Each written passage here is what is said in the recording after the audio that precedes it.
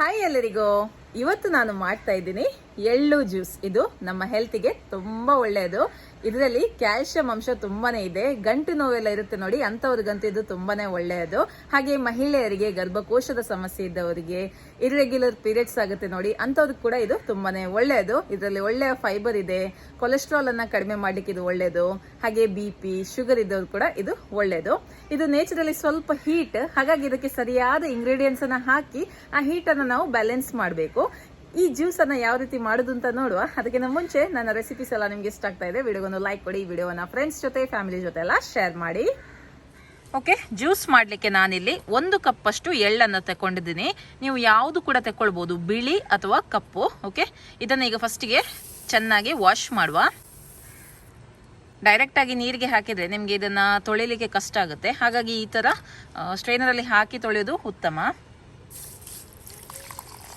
ಸ್ವಲ್ಪ ನೀರನ್ನು ಹಾಕಿ ತೊಳೆದ್ರೆ ಆಯ್ತು. ಈ ತರ 2-3 ಸತಿ ವಾಶ್ ಮಾಡಿದ್ರೆ ಆಯ್ತು. ಕೆಲವೊಮ್ಮೆ ಇದರಲ್ಲಿ ಕಲ್ಲೆಲ್ಲ ಇರುತ್ತೆ, ಹಾಗಾಗಿ ಸ್ವಲ್ಪ ತೊಳೆಯುವುದು ಇದನ್ನ. ಕೆಲವರು ಇದನ್ನ ತೊಳೆಯದನ್ನೇ ಹಾಕ್ತಾರೆ, ಹಾಗೆ ಸಹ ಮಾಡ್ಬೋದು. ಆದರೆ ನಾನು ಇದನ್ನು ಸ್ವಲ್ಪ ತೊಳಿಲಿಕ್ಕೆ ಬಯಸ್ತೀನಿ. ಓಕೆ, ಈ ತರ 2-3 ಸತಿ ಚೆನ್ನಾಗಿ ನೀರಲ್ಲಿ ತೊಳೆದು ಮತ್ತೆ ಇದನ್ನ ನೆನೆಸಿದ್ರೆ ಆಯ್ತು. ಓಕೆ, 2-3 ಸತಿ ನೀರಲ್ಲಿ ತೊಳೆದಿದ್ದೀನಿ. ಈಗ ಇದಕ್ಕೆ ಹಾಕುವ. ಇನ್ನು ಇದನ್ನ 1 ಗಂಟೆನಾದ್ರೂ ಇದನ್ನ ನೆನೆಸಬೇಕು. ಡೈರೆಕ್ಟ್ ಆಗಿ ಯೂಸ್ ಮಾಡೋದಕ್ಕಿಂತ ಇದನ್ನ ನೆನೆಸಿ ಯೂಸ್ ಮಾಡಿದ್ರೆ ಒಳ್ಳೇದು. ಓಕೆ, 1 ಗಂಟೆ ಆದ ನಂತರ ಇದನ್ನ ಯೂಸ್ ಮಾಡುವ. ಇನ್ನು ನೋಡಿ, ಸುಮಾರು 1 ಗಂಟೆ ಆಯಿತು. ಇದು ಒಳ್ಳೆ ರೀತಿಯಲ್ಲಿ ನೆಂದಿದೆ. ಟೈಮ್ ಇಲ್ಲ ಅಂದರೆ ಒಂದು 10 ನಿಮಿಷ ಇಟ್ಟರು ಆಗುತ್ತೆ, ಆಯಿತಾ. ಓಕೆ, ಈಗ ಇದರ ಪೇಸ್ಟನ್ನು ಮಾಡಿ ತರ್ತೇನೆ. ಪೇಸ್ಟ್ ಮಾಡುವಾಗ ಕಡಿಮೆ ನೀರನ್ನು ಹಾಕಿಕೊಳ್ಳಿ, ಆಯಿತಾ. ತುಂಬ ನೀರು ಹಾಕಿದರೆ ನಿಮಗೆ ಇದು ಪೇಸ್ಟ್ ಮಾಡಲಿಕ್ಕೆ ಸರಿ ಆಗಲಿಕ್ಕಿಲ್ಲ. ಫಸ್ಟಿಗೆ ಕಡಿಮೆ ನೀರು ಹಾಕಿ ಗ್ರೈಂಡ್ ಮಾಡಿ, ಮತ್ತೆ ನೀರು ಬೇಕಿದ್ರೆ ಹಾಕ್ಕೊಳ್ಬೋದು. ಓಕೆ, ನೈಸಾಗಿ ಗ್ರೈಂಡ್ ಮಾಡಿ ತಂದಿದ್ದೀನಿ. ಈಗ ಇದಕ್ಕೆ ಹಾಕ್ತಾ ಇದ್ದೀನಿ ಬೆಲ್ಲ. ನಿಮ್ಗೆ ಎಷ್ಟು ಬೇಕು ನೋಡಿ ಅಷ್ಟು ಹಾಕಿಕೊಳ್ಳಿ. ಸ್ವಲ್ಪ ಇದನ್ನು ಮಿಕ್ಸ್ ಮಾಡುವ. ಹಾಗೆ ನಾನು ಹಾಕ್ತಾ ಇದ್ದೀನಿ ಏಲಕ್ಕಿ ಪುಡಿ 1 ಚಮಚದಷ್ಟು. ಬೆಲ್ಲ ಒಳ್ಳೆ ರೀತಿಯಲ್ಲಿ ಮಿಕ್ಸ್ ಆಗಲಿ. ಬೆಲ್ಲದ ಪುಡಿ ಇದ್ರೆ ಇನ್ನೂ ಕೂಡ ಒಳ್ಳೆಯದು. ಓಕೆ, ಈಗ ಇದರ ಹೀಟನ್ನು ಬ್ಯಾಲೆನ್ಸ್ ಮಾಡಲಿಕ್ಕೆ ನಾನು ಹಾಕ್ತಾ ಇದ್ದೀನಿ ತೆಂಗಿನ ಹಾಲು.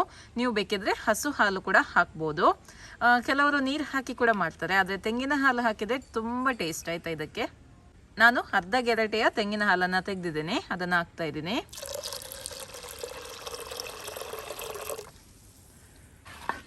ನೀವು ಇದರ ಹದವನ್ನು ಅಡ್ಜಸ್ಟ್ ಮಾಡಿದರೆ ಆಯಿತು.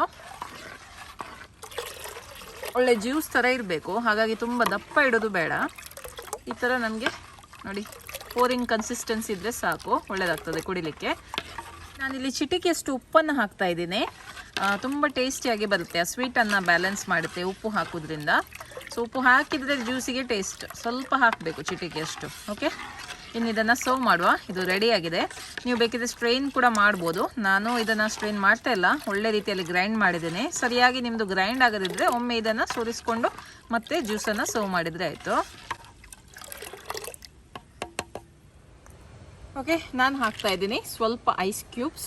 ಬಾಡಿ ಹೀಟ್ ಆಗುತ್ತೆ ಅನ್ನೋದಾದರೆ ಐಸ್ ಕ್ಯೂಬನ್ನು ಸ್ಕಿಪ್ ಮಾಡ್ಬೋದು, ಆದರೆ ಬೇಸಿಗೆಯಲ್ಲಿ ಸ್ವಲ್ಪ ಐಸ್ ಕ್ಯೂಬ್ ಹಾಕಿದರೆ ಒಳ್ಳೆಯದಾಗ್ತದೆ.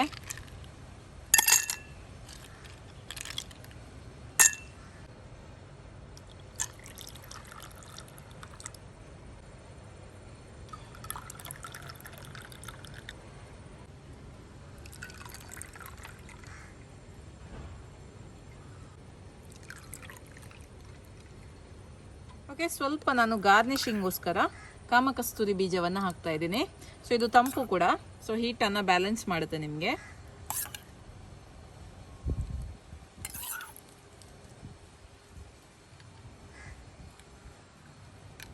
ಓಕೆ, ನೋಡಿ ರುಚಿಯಾದ ಎಳ್ಳು ಜ್ಯೂಸ್ ರೆಡಿಯಾಗಿದೆ. ಇನ್ನು ಇದನ್ನು ಟೇಸ್ಟ್ ಮಾಡಿ ನೋಡುವ. ಓಕೆ, ಟೇಸ್ಟ್ ಮಾಡುವ ಸಮಯ. ದೇವೇಂದ್ರಪ್ಪ ಅವರು ಬಂದಿದ್ದಾರೆ, ಅವರು ಟೇಸ್ಟ್ ಮಾಡಿ ಹೇಳ್ತಾರೆ ಯಾವ ರೀತಿ ಆಗಿದೆ ಅಂತ. ಓಕೆ, ಇದನ್ನು ಕೊದ್ದು ಹೇಳಿ, ಆಯ್ತಾ.